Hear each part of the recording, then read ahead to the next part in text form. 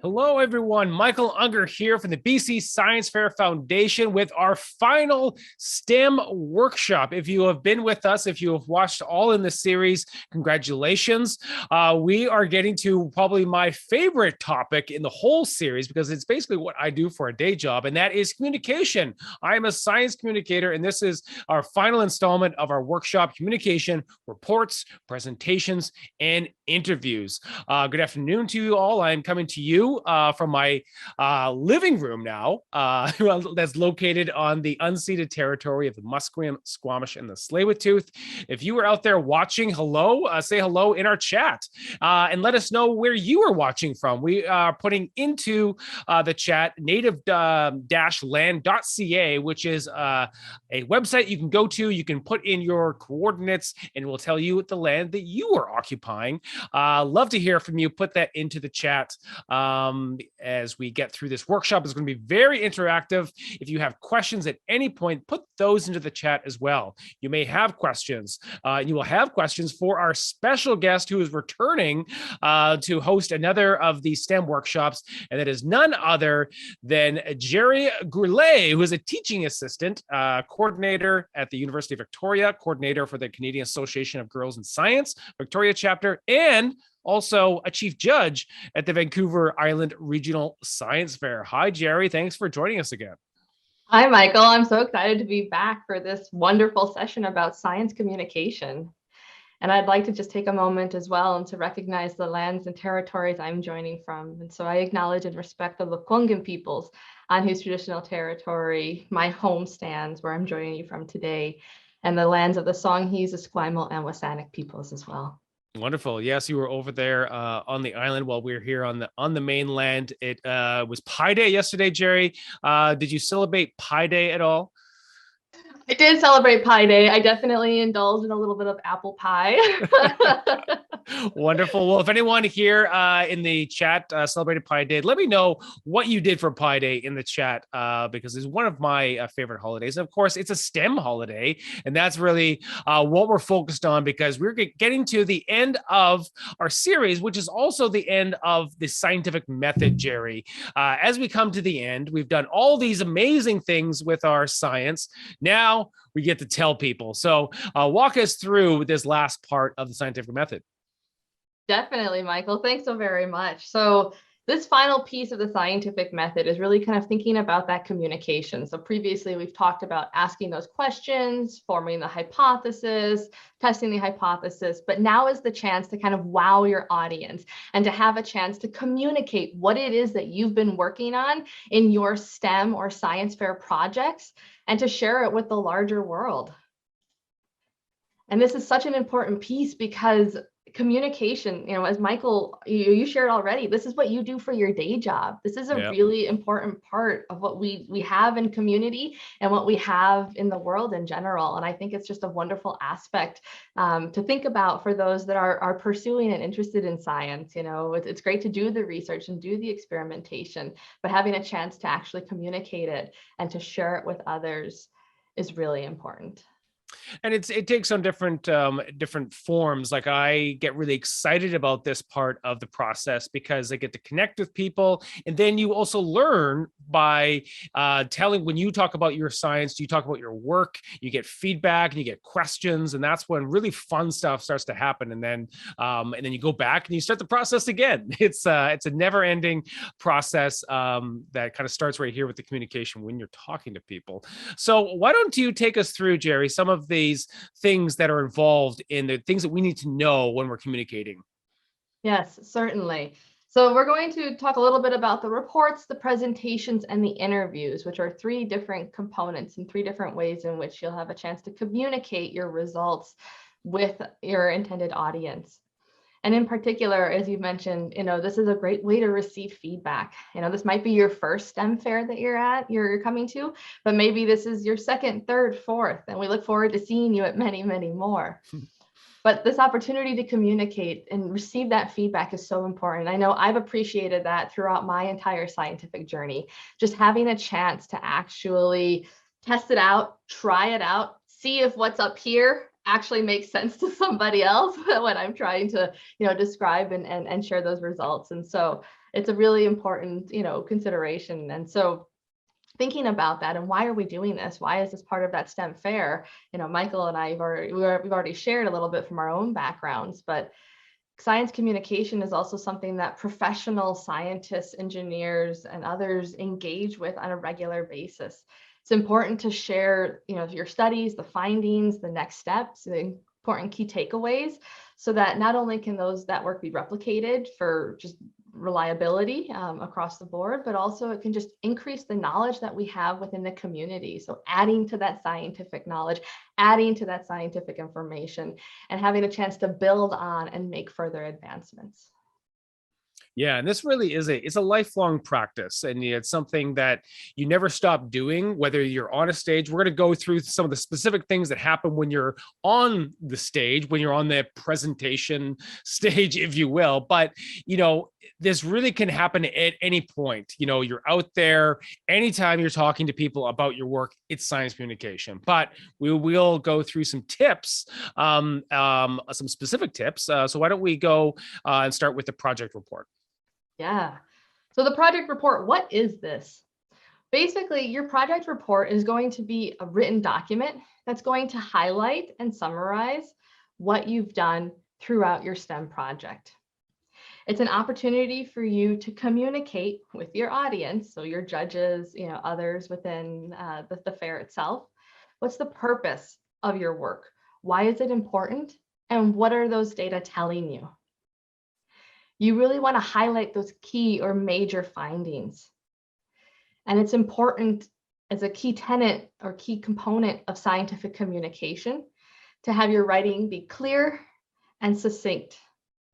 And I know this might be something that some of us struggle with. I myself, it's probably the number one feedback I receive on any of my scientific material is, Gerry, you're too verbose.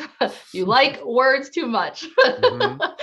And so really recognizing that even at my stage, I'm still working on that succinct, that conciseness, and using as few words as possible to highlight and to focus in, hone in on what is my key message that I'm trying to share. Yeah, and so if we get into deeper into this project report, the things we need to keep in mind. I mean, this is a summary, right, Gerry? Like this is not your entire report. Someone's going to quickly look at it and they want to know, what is this about? Because they may be reading many of them. If you think about who is reading this, it's someone that's reading many reports, so they need to read them in a quick manner, right? Yes, definitely. And I mean, that's an important aspect you mentioned. So people are going to be reading potentially multiple reports. So recognizing whatever the requirements are for your individual fair, there's probably page limits or word counts or things like that. So really following those as best you can. And there's a reason. It might be, that you're initially thinking, how can I write all of this in 5 pages?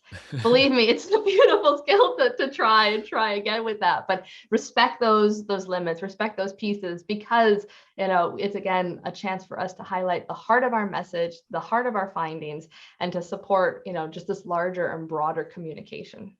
Yeah, and definitely one thing that we always talk about in science communication is write for your audience. And in this mind, you're writing for people. So thinking about, they have lots to read, they want the summary, get right to the heart of your message, be mindful of all those things. We were giving this a really good tip for anyone out there writing a report to start us off. What are some other things that we want to keep in mind with Gerry when it comes to the project report? So when we want to think about the project report, there's also 3 general components associated with the project report that you might want to think about or use as a framework when writing and developing your report. And so we've organized them today in the setup, the climax, and the conclusion. And so you're going to see those 3 kind of categories or buckets come up again throughout today's session, but really thinking about organization and flow for your report. So you don't necessarily want to just start off with the methods, then throw in your acknowledgements, then put in some, data analysis. There's a general flow, a general structure, same as you follow the scientific method to get to this point where we're talking about communication. There's also a general flow or structure to follow when thinking about writing your project report. And if you're out there looking at this thinking, this sounds a lot like a story. Well, it is. You are telling your story of your science, and the same techniques that a novelist, a screenwriter, anyone out there telling a story go through this same process. So you as a science communicator are also going to go through that process. Exactly. So it's like a three-part act. There's Yeah. three components to kind of think about when writing this report. So let's get into some more tips for people that are out there writing their report. Yeah. So some of the kind of key takeaways or general strategies that I can recommend when thinking about and beginning to, put pen to paper or words on document is to make it iterative.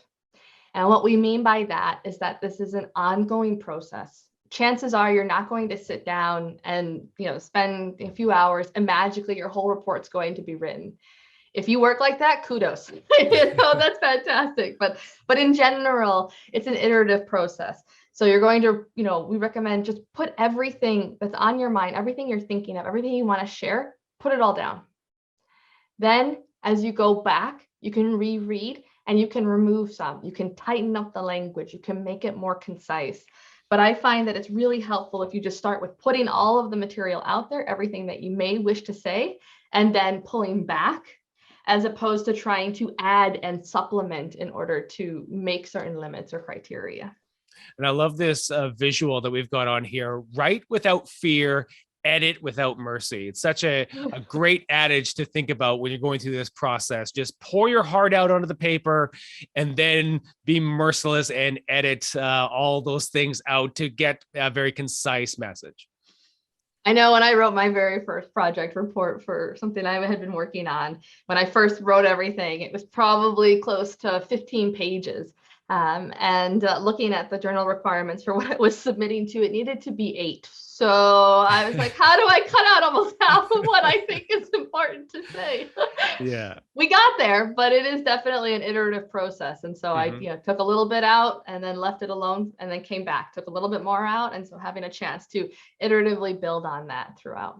And it's probably not a bad idea if somebody does know your project well to ask them what they think like the most important aspects would be. And, if there's a big disconnect, then maybe you want to think about what you were putting in your report, but always not a bad idea to maybe ask someone else, right? No, definitely. And I think having others, read your report and provide that feedback, even if they're not necessarily familiar with it, can also be really helpful because it can be an opportunity to highlight, this doesn't make much sense, or you kind of lost me with this piece, or, other aspects that somebody else might be catching because you're really familiar with your project. You've done it, you've engaged with it, you've analyzed it, you're ready to share it with the world. But having somebody who maybe hasn't seen it or hasn't been as involved in it, kind of those fresh eyes, have a chance to actually kind of highlight and see those different pieces that maybe you missed when you were reviewing or looking through or engaging. And this is why things like reading your report out loud can really be helpful, because once you actually have a chance to read it and you're forced to actually pay attention to each of the words as you're going through, and you realize, oh, I just said the same thing, or oh, this doesn't flow, or what's the grammar's not correct here, gives you a chance to circle back, go back to it, to edit and review and modify as needed. Yeah, that's probably one of the biggest tip that I give for our presenters when they come to the Space Center and they're learning to give science presentations and they're practicing. I always tell them to practice out loud, because something really interesting happens when you hear the words that you're learning come out of your mouth, and then they kind of, your brain clicks in. You're like, I'm understanding what I'm saying. It's like you become your own audience when you're practicing going through this process. So definitely recommend reading out your report aloud. You'll definitely learn some things about it. So we've got the written report, Gerry. Now we get to present it. So tell us a little bit about how we prepare for that. So the presentation is a wonderful opportunity to just showcase, again, all of your project and all of the wonderful, fantastic hard work that you've put into this STEM project. It's your chance to introduce yourself and to show your pride, to sell your narrative. We talked about how this is a story, a 3-part act. And so selling that story, selling that narrative is a really important part of the presentation. It's also a good chance to kind of showcase your personality and your enthusiasm, to bring forward what it is that really inspired you, what it is that you're excited about, why you undertook this project in the first place. So that connection piece, that opportunity, you've talked before, Michael, just earlier mentioning the importance for connecting with your audience. And so this is a chance during the presentation to connect, to have that connection with others and with those who are interested, or maybe they come in and they're like, oh, it seems like a nice topic, maybe not something I'm super interested in, but then by listening to your presentation, they're like, wow, this is fantastic. Yeah. So when you're preparing for your presentation, Gerry, and I can imagine you've probably done a few of them. We've both done them, and it's still a continuous learning process. I would love to hear what tips you might have for someone that's preparing for a presentation. Ooh, when you're preparing for your presentation, it's really important to kind of think about, sorry, we're going the wrong way. It's really important to think about writing out a script if you can. So, what it is that you're actually thinking of saying. All too often, I myself have fallen prey to, I'm going to remember, I know what I want to say. I know how I'm going to, make transitions between different pieces for that flow aspect. Mm-hmm. Yeah, the moment you get up in front of people, that nervousness, that like, oh my gosh, I'm doing this, I'm actually here, and all of these other factors kind of come in, and you're like, yep, no, brain, not computing, don't remember. And so having a chance to actually write out your presentation script can be really helpful. If you're, again, capped at a certain number of minutes, there's a general recommendation that roughly 130 written words is approximately 1 minute when speaking, which I use quite a lot for my general scaffolding and support when I'm preparing for a presentation. If I have 15 minutes, then I know how many words roughly I'm working for in that capacity, which can be really helpful too, because again, we can write to our heart's content, but our heart's content sometimes is longer than the limit that we have to actually share and communicate what our story is. Absolutely. And a lot of these presentations now have become virtual, and we're doing it right now. We are in a virtual presentation. It's just part of the world that we live in now. So what are some of the tips that people might want to think about when they're presenting virtually as opposed to in person? Yeah, so when you're presenting virtually, it's really important to, if you can, record your presentation ahead of time. This gives you a chance to watch yourself, gives you a chance to see, are you staring off to the side for a good chunk of the video or the presentation? Can you hear yourself? Is the microphone placed appropriately? Recognizing, again, just key components and key considerations when thinking about location, which is a really important piece. So we are in the virtual space.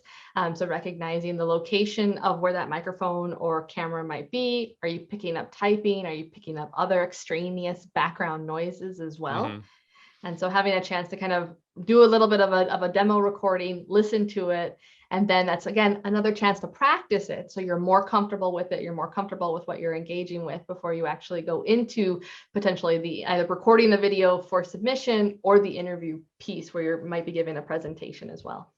Yeah, and I think it's really interesting. It's a lot easier to do a virtual presentation now. A lot of our computers have a camera built into it.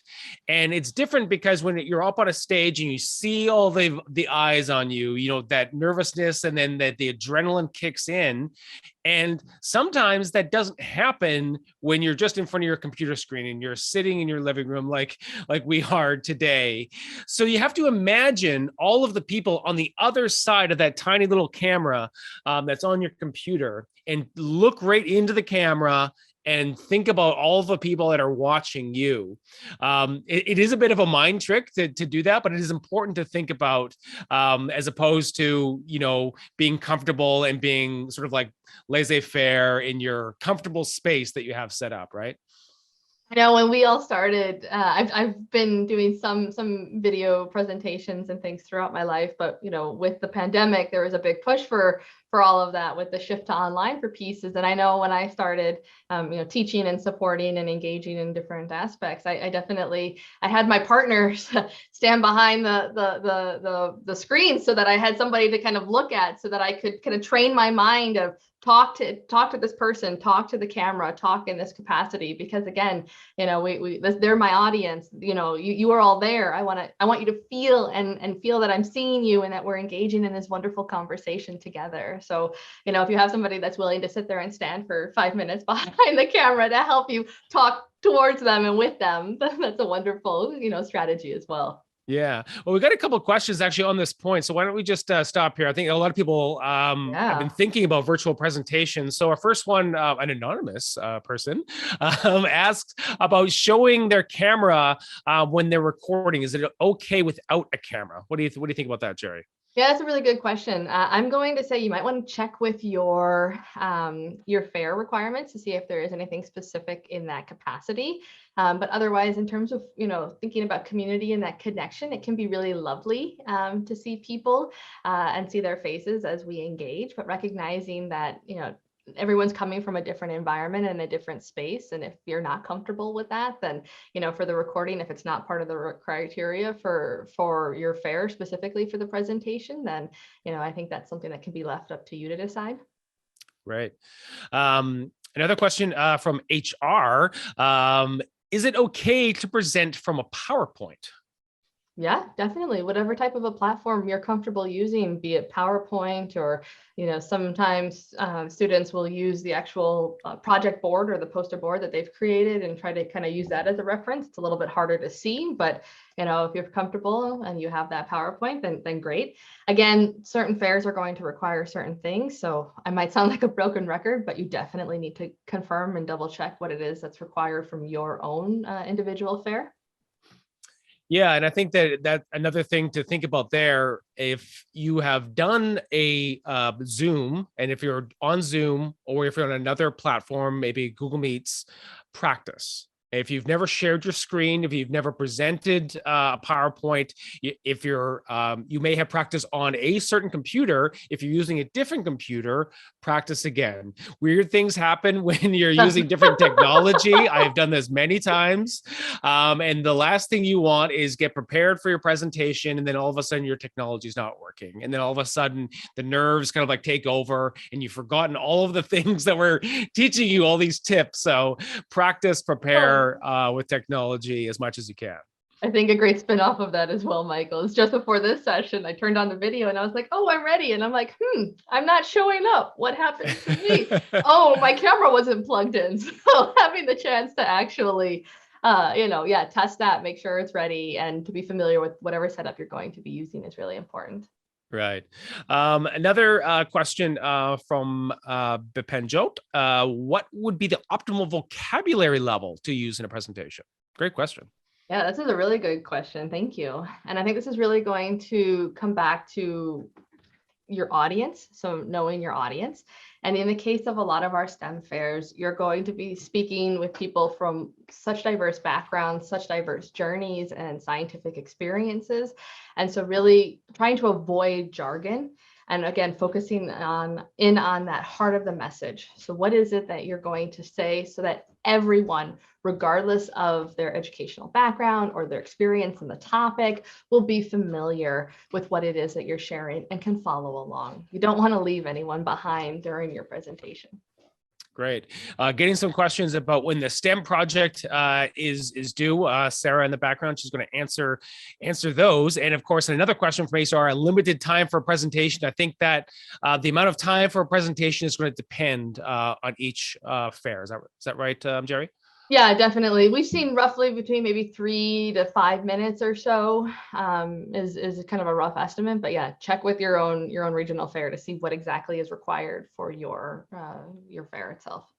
Excellent. Well, we are getting some questions about the project board. So let's get to making a presentation and display as part of your science communication. Perfect. Thank you. And so I also just saw another quick question as well. The activity sheets are not required. They're just a wonderful tool for you to use either through the session or after the session as a chance to think through some of the tips, the strategies, the ideas when you think about communicating with your intended audience. So I just wanted to address that related to the activity sheets as well. When we think about our display though, so we've talked already about the project report. We've talked a bit about the presentation. And so now really thinking about the display that you may be using. We had questions related to the PowerPoint. Now we mentioned practice screen sharing, practice using other pieces so that you're comfortable with the technology. And this isn't the first time you're using it when you get ready to present and to engage with your judges. But the display is another opportunity. So if your fair is in person and you may be asked to do the project display board, then it's important to, again, communicate in a logical order. So kind of taking that three-part act that we shared earlier, the setup, the climax, and the conclusion, and bringing that back for your project board. And so you can see with this schematic here, which is the 3-piece board, on the far left panel is where we're really talking about that setup. What is the introduction, the background info, and the general hypothesis related to your project? Then we can kind of move over into the middle where we have that climax. So what is this piece that we're getting up to and crescending, and the kind of, crux and like woohoo of your project? And that's going to include your title, as well as maybe a bit of your method and your data analysis and discussion. And then finally, that conclusion piece is going to be the far right panel on a trifold board. And that's going to have your conclusion, those next steps or future research, and then some acknowledgements as well. And so starting from the top left, moving down and then across throughout the 3 different panels is generally the recommendation for the logical flow. So, Gerry, you've probably seen many of these presentation boards in your time in your science fair career. What are some things, some tips for anyone out there that is just doing this for the first time? I know that sometimes when I've seen boards, I've seen big chunks of text in small typeface, hard for me to read. What are some things that would be good for people to think about when they're putting together their board if they're doing this for the first time? That's a really good point. So really do avoid text-heavy boards. You might feel the urge to kind of take your report, just cut it up and paste it on the board and kind of call it a day. But really think of this as even a more streamlined, a more succinct version of that report. The text heavy, the small font makes it really hard for a judge to see, makes it really hard for a judge to engage and to partake in and enjoy the fruits of your labor, what it is that you've put together to showcase. Remember, this is you trying to sell your story, sell your narrative, sell your project. Mm-hmm. You want to give it the best shot possible. And so really, recognizing that, as well as things like glitter and sparkles, the flashiness isn't necessarily something that people are looking for. You don't need to have those big bubble letters where your title takes up, 3/4 of your middle panel or something, because it's all these fancy little glittery letters. That's quite detracting from the actual message, and honestly, it's been distracting in some instances just because it's your eyes are glued to this big sparkle in the middle, and so you're losing the beautiful piece on either side. But recognizing when we think about professional, we want it to have good contrast, so good color tones that we're using throughout, and easy to read. If you were to step back 6 feet, is it something that you can more or less make out? Yeah, and we got a great question in from Rebecca Zhang. So not just for your display, but for your whole project, you need a name. So is having a creative name, a title, an important part? Is that something that judges are looking for? Yeah, so a creative name or title, it's good to be catchy. It's great to say, the impact of gravity on eggs, which might be what your project is about. That's great. But that extra little pizzazz can be helpful, just in that catchiness, just in that, again, selling your story. Think about if you were to pick this, if your project was like a book that you went to the bookstore, you went to the library, you wanted to pick up a book, what title related to your project would catch your eye? What would you be like, oh, that looks like it's going to be a good read? What about humor? Because there's always like a fine line there. How do you find humor in titles?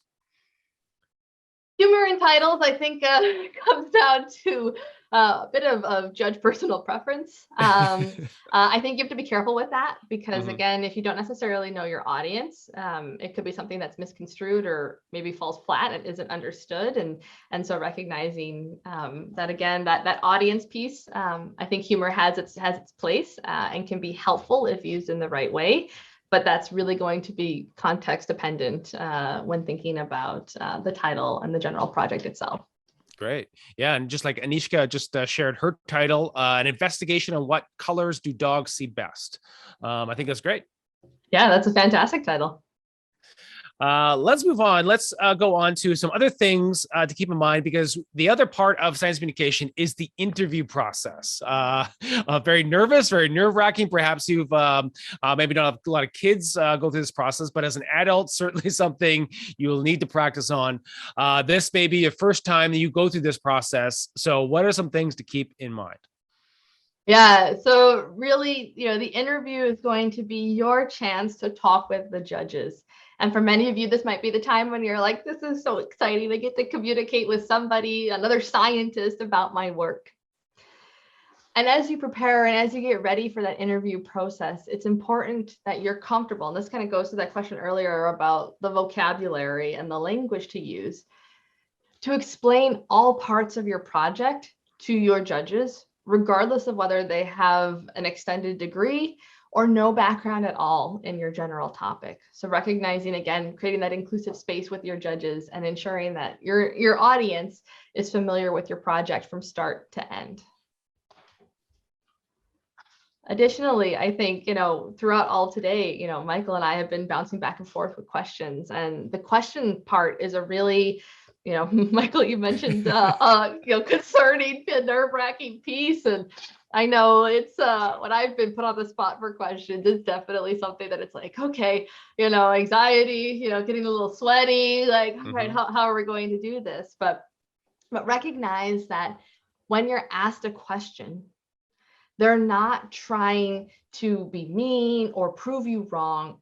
Judges are only wanting to have a conversation around your topic. And it's great, when we think about certain questions or certain pieces that maybe you don't know the answer, and that's okay. Because what you can do is you can pull what information you have from your project or from the research you've done, and you can answer what you can within the information you have available to you. Again, it's not necessarily a right or wrong. They're there to have a conversation and to see what you know. So, don't hesitate to fall back on your project, to use your project as, well, when in my experiment, I did this, and this is, what I found. So that might be, the kind of next step or this important consideration moving forward. Great. So what are some tips that you can perhaps impart on? You've been through this process before, some virtual interviews, perhaps in-person interviews. What are some tips you can give us?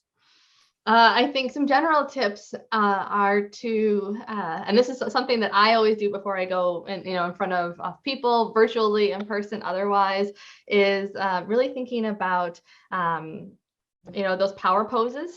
So what a power pose is basically is it's a chance for you to kind of trick your mind into feeling a bit more confident. So we've talked a lot about nerves and whatnot, but power poses are these beautiful ways that you basically want to make yourself big. So whether it's putting your hands on your hips and kind of puffing out your chest, or, maybe you're like someone is going to put their hands on the back of their head, put their feet up and be like, I've got this. You can do that for about 2 minutes. And there's actually scientific evidence to support that this changes the cortisol levels in your body. So cortisol being a stress hormone. And so when you're really nervous, not only taking this, maybe 10 deep breaths, but also practicing those power poses can really help in preparing and getting ready for the interview. Absolutely. I never even realized that I did have a power pose until somebody pointed out to me when I was on stage, because I'm tallish, I'm about 6'2". But what it would do, because it felt comfortable, was that I had my legs sort of like, so almost like a Superman pose, like, so like they were sort of like apart. And like, why is Michael have his legs apart like that? He's like about to like take off and go flying or something. But it's a power pose, and it was like, your back. You say, put your back up straight, and you feel different. You feel confident, and you are tricking your mind by putting your body into a good pose that makes you feel good, right? Yeah, exactly. My favorite is like the woohoo, I've got this, and you don't need to necessarily orally share anything. You can go into the bathroom or step off camera for a second and just be like, okay, I'm going to do this, and just again, having that chance to trick our mind into being more confident. Yeah. Another great question from Rebecca that I think about a lot. It is something that I go through a lot thinking about this. So Rebecca asks, when you're thinking about a question and you're going through that process, somebody's just asked you a question and you're thinking about it, how do you fill in the space? Is it that you're going, and I do some of those filler words, and I've come up with a few on my own, but then I keep using the same ones. I keep saying, well, let's think about that. That's a great question. What are some things that people can go through to kind of bridge that gap when you're thinking about the answer to a question? Yeah, so I think, Michael, you've already shared a couple of other examples instead of just using as a filler word, which is something that the more you practice, the more robust your general script, your general presentation and engagement will be. And that can help feel confident as well. And so also, I have found if I practice to somebody or I've asked them to read my report or to read something I've prepared, getting them to generate questions can help me feel a little bit more comfortable, kind of do a mock interview, with your family in that capacity. But I have found from my own experience, when I need a few minutes to think, or not a few minutes, excuse me, you can take some time, but it can't be too long. It can't be an awkward pause for, 45 seconds of just silence staring at each other. So, this is more like a 5-10 second just for you to kind of gather your thoughts and prepare for what it is that you're wanting to do. And something I like to use or do is write some notes. So, if you have a pen and paper with you, you could, turn the head down and a quick chance to gather some thoughts. Maybe you need to tell the judges, I just need a moment to collect my thoughts. And then, recognize you can't wait too long, but you do have a bit of time there. You might have seen me throughout today's session, taking a sip of water. That's a really good one. It forces us to calm down. Nobody's going to tell you, stop drinking water. So that's another way to, again, help me to collect my thoughts and just, take that breath before responding. But also, one that I really appreciate using is a really great question. And although I'm not familiar with, its direct answer, what I can say is, and that's where you pull on your project and your work, and you can use that as another chance to just show the judge, maybe you can't answer that question itself, but you can answer a similar question and use the evidence and the information that you already have available to you to provide a possibility. Right. Yeah. There's a difference between saying, no, I don't know, an answer, to also kind of pivoting to something that you do know. Mm-hmm. So you're kind of taking the question, you're like, well, I don't actually know the specific answer to that, but there is something related that I can talk about.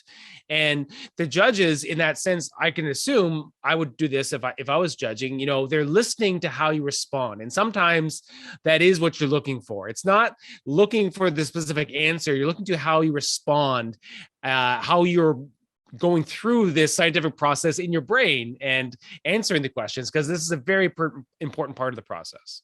Yeah, definitely. And I mean, I think you just nailed it right there, Michael, that opportunity to show to the judge your general thought process using that scientific method.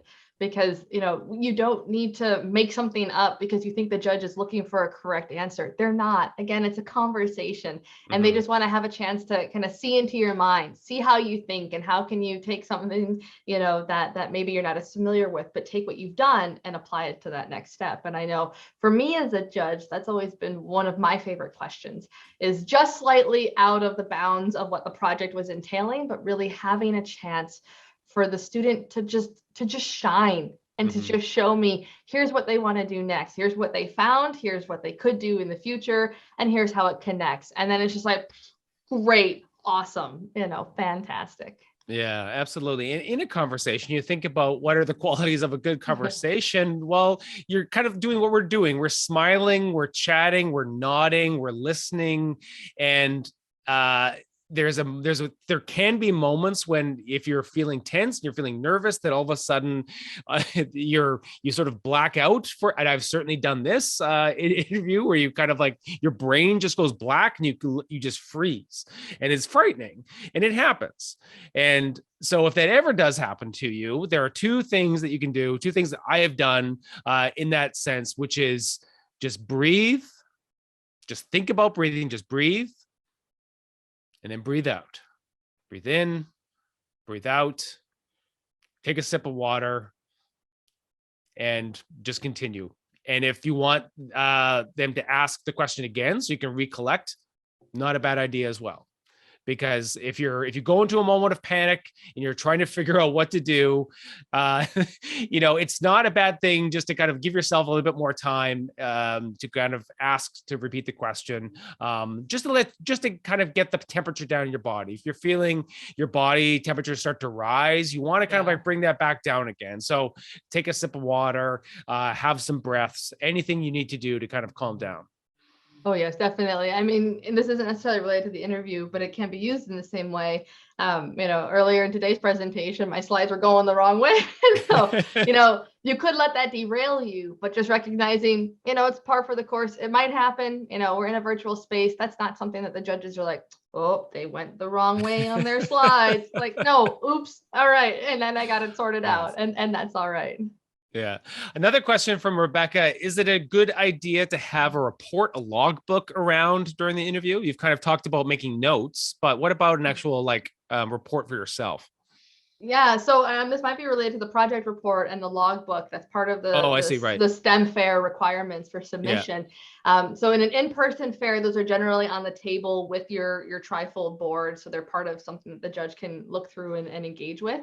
In a virtual fair, depending again on how your fairs are set up, that might be something that the judges have reviewed already. But it's always a great opportunity to just have it on hand. It can serve as a totem or something that you can refer back to if you're like, oh, I don't exactly remember that image or that graph that I shared in my presentation. You can turn back to it and have it fresh, have it in your hands. I have, my own notes printed for today's session as an opportunity if I need them, that I can refer back to them as a chance there. So yes, I would definitely recommend that you have your report or your logbook during the interview, and any other, visual aids that you might be thinking about using. Not only have them gathered ahead of time, but part of that practice piece as well is recognizing, if you've got a virtual background on, depending on how you're going to organize certain aspects or, try to highlight certain pieces, when you want to make sure people see it. Otherwise it could be, oh, nope, that's not working very well. And so you really want to engage and think about how can you ensure that the judges can see them? Maybe it's through a PowerPoint and you're going to highlight that. Maybe it's another way, but just recognizing that the judges, through the digital sphere, may have a harder time seeing something much farther away. So is there a way that you can bring it forward or put it in an electronic format so that the judges, if you're virtual, have a chance to see it clearly? Yeah. Another tip that I actually learned from a colleague of mine that did a lot of interviews virtually, and they're set up in a desk area, is that they had lots of Postits on the wall around them outside of the camera. So the camera couldn't see them, but you can see them. And sometimes they're there just like little reminders that things to think about. And they're there at your ready. You don't have to go searching through papers or flipping on your laptop to another screen. They're just ready there, ready to go. Not full reports, just little key things to remember for when you're doing your presentation or interview. Yeah, so if there's those key tidbits, I think that's a really great piece, having those cues around so that they're not too far away, so you're not obviously looking down at notes or something. But if there's those key takeaways, having them, around the perimeter of your window or your screen can be really helpful as a quick reference of like, oh yes, this is what I wanted to highlight, or oh yes, this was my wow statement that I wanted to end my interview with, or things like that. And I think this is really an important aspect of just a reminder for everyone to focus wholeheartedly in the interview, being in the interview. Yeah. In our digital world, it's very easy to be distracted. And so, have notifications turned off for email and any other applications that you might be using. Put your phones away, really be present. Again, you're having a conversation, you're connecting with your judges, and you're having a chance to communicate your project. Yeah, absolutely. Another really great question. So we're talking about, these presentations, whether they're in person or virtual. For the large part, it's a lot of talking, but Bipan has a really great question. Would you recommend adding another creative element to this presentation, including in the final presentation, or if they already have one? My question would be, what are we referencing as a creative element? I mean, I think the fact that you're here, you're talking about STEM projects, you've engaged in some sort of methodology, that's going to be quite creative on its own. You know, we mentioned a little bit with the display board, you know, you don't necessarily need big bubble glitter letters for things in terms of that creativity, but you know, what do we mean when we think about a creative element? You know, if that's something that that's a part of, you know, you and your identity, then by all means bring it. But again, you don't want whatever you're doing to detract from the main message. Right. I guess one thing to think about would be maybe a prop, you know, if you actually have something physical, a little bit maybe harder virtually, but I'm thinking about if it's important when you're talking about something, perhaps it's a little easier to show rather than to describe, right? Definitely, definitely. And they added in the chat as well, like a model or something. Yeah. If that's something that was part of your experiment, that, you know, you were looking at a model or the implications of how a model withstood certain pressures or whatever, by all means. And I know, as you know, Michael, you shared on the virtual, it might be a little bit more tricky. But you know, in person, you know, I know I've had students with milk. I've had students with, you know, little seeds growing in little buckets and things. You know, if you have something that you can show, I know when I've engaged in some of the virtual fairs myself, again, just have that practice and think about how you're going to use your video, because I've had students come and show me their model or show me their display, like bring it to the camera. If that's not going to work, maybe it's, you know, something that's got a lot of moving pieces, take a picture of it so you have it on a PowerPoint, or you can pull it up, you know, virtually, and then walk the judges through what you did and a part of that. But yes, definitely, if that's something, you know, like a prop or a model, by all means include it if it's part of your project. Yeah, so I suppose the thing to think about there is a three-dimensional model or object. Is that going to get your message across easier than, say, taking a picture of it? Like, if is there something specific that you want to highlight that you can put into your presentation? Maybe you could, because you can probably take a picture better if you're doing it virtually. But if there's something about the three-dimensionalness of it that you need to kind of show the different angles, that could be something. Not saying it's a bad idea, but perhaps think through if you have a specific tidbit behind. Certainly, you can send me a message and I can give you some tips if you'd like. Another question. Oh, I think this is specific about. We've got a lot of questions about the regional science fairs. I know that this is hot on everyone's mind right now. So there's, and South Fraser is not holding a science fair this year. Can someone participate in another region science fair? I think maybe Sarah in the background. I think Sarah's got it. Yeah. Yes. So we're almost at our time. We are near the end. If anyone has any questions about all the stuff, we've gone through a lot of stuff, a lot of tips coming from the interview, creating your board, the presentation, and also the report. Lots of stuff that we've gone over. If you have any final questions, please put them in the chat, because we've got Gerry here, and Gerry, being a former judge, has seen a lot and can certainly pass along any tips that you have. I think that's a great question we just had in the chat as well from Margot. So maybe instead of a 3D model, recommending a video, maybe switching to that at some point. Definitely. Again, I think this is where your specific project, you'll need to, maybe in collaboration with your mentor, you know, think about a way to strategize how to maybe best highlight those pieces. But yes, if it's, you know, more applicable to do a video, that's great. I know for some projects I've looked at, like they were doing 3D modeling for certain pieces, and that's harder to show when it isn't something that you necessarily created as a 3D model, but it's more like a computer, like if you're thinking like code or something as part of the project, then that's maybe some way that, yeah, a video is going to be much more representative of that. And that's something that you can build in as part of your prop. It doesn't necessarily have to be a physical piece, but it can be something that's not just a presentation, not just another piece. It adds, what's that added value to your project. Yeah, exactly. Anisha shared that they did a video. Something to remember, though, if you are sharing a video over Zoom or virtually, is that there can be lag. So just because you're watching the video and it's playing fine doesn't necessarily mean that it's going to be playing perfectly. Quite often I find that when I share videos, there's just always just a little bit of lag, which is a bit frustrating. That's just the constraints of the technology. Certainly something that works better in person when you're watching, showing a video. Even then, sometimes it can be a bit tricky because do you have audio? Do you have audio set up? Are you just playing it off a computer? Can everyone hear it? So if you are showing bits like that in person, you want to test those, perhaps talking with whoever is running the presentations on that day, just to say, hey, I'm doing my presentation. Make sure that you say that you have a video that has audio. I want to make sure that everyone can hear it so they can test those things.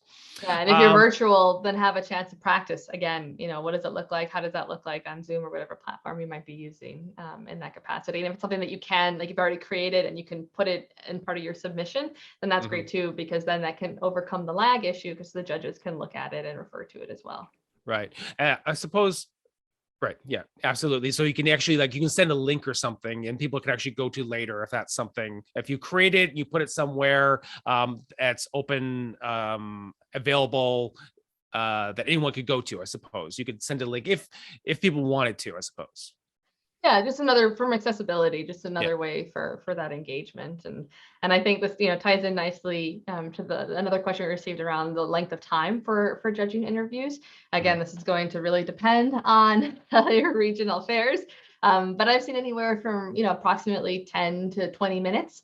And so this is a chance for you to introduce one another, do a short presentation at the beginning of the interview time slot, and then move into that conversation and kind of that Q&A and that back and forth, just having a chance to discuss and engage with the judge related to your project. Wonderful. Well, Gerry, thank you so much. This has been wonderful. We've got a last final few minutes. If anyone has any final questions to get into Gerry, put them into the chat. But while we're doing that, I'd just like to review all of the workshops that we have put out there. If any stage you want to review all of these videos that I have hosted with many hosts, Gerry included, they are on our website, sciencefairs.ca. So that included what's a STEM project, how understanding the scientific method. So we started off, that was back in November, understanding ethics and safety. What does an awesome STEM project look like? Then we got into analyzing results. And finally, this one, communication, reports, or interviews, all on the website. That's to say there's lots of info there, lots of videos that you can go on the website. You should also check out. So after this whole process, after you've gone through the science fair process, there is another youth innovation showcase that is available to all you folks. Registration is August 15th for that. If you go to the Science Fair's website, you're going to hear about that. Another innovation competition that's available to you. That's going to be in the summer and then going into the fall. And then even before that, we've got a fundraiser, Sweating for Science. I've got my t-shirt. I'm going to get out there and go for a run. And you can get a team and you can raise some money together. Sweating for Science, sciencefairs.ca. That is running all of May. So the registration is open right now. You can get your tickets, and right now you can sign up with your team, and you can go and win some prizes for the best distance, the top fundraiser, lots of amazing things. Well, that's it for me. Gerry, do you have any final tips, any final parting words for everyone out there? My only real kind of key notes that I want you to take away, if that's the only thing you take away from today's session, is to have fun and believe in yourself. This is your chance to shine. This is your chance to show your judges, to show others the amazing work that you've done in your STEM projects, and just be proud. Wonderful. Thank you all for joining us for the last workshop, our last STEM workshop. Please fill out the survey. Christina has put that link into the chat. We'd love to hear your feedback. And if you know someone out there that wasn't able to join here, all of these slides, this presentation, all onto our website. Folks, have fun out there. We will see you out on the Science Fair field. Take care, everyone.